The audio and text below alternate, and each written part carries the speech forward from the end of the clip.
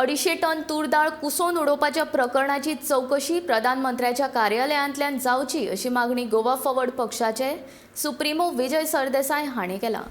नागरी पुरवण खात्याच्या संचालकाक निलंबित करून सरकार हे प्रकरण चेपोवपाक सोदता।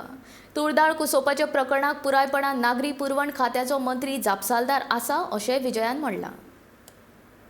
तूर डाळ स्कॅमाचेर हांवें गेले आठवड्यान अशें म्हणिल्लें की हांव प्रधानमंत्र्याक लेटर बरयतलो। आमी एक लेटर ताका केल्लें आहा।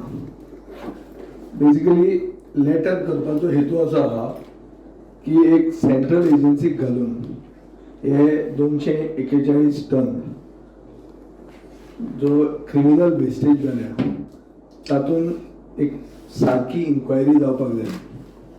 आता हे म्हणलें म्हणून ह्या सरकारान लोकांच्या दोळ्यांक उदक लावपा खातीर आनी एक आय वॉश करपा खातीर एक स्केपगोट धाकटेशा ऑफिसराक गोंयचो बोकरो केल्लो आहा काल, आनी ते दाखोवन दिवंक सोदतात की आमी एक कितें एक्शन घेतली म्हणून।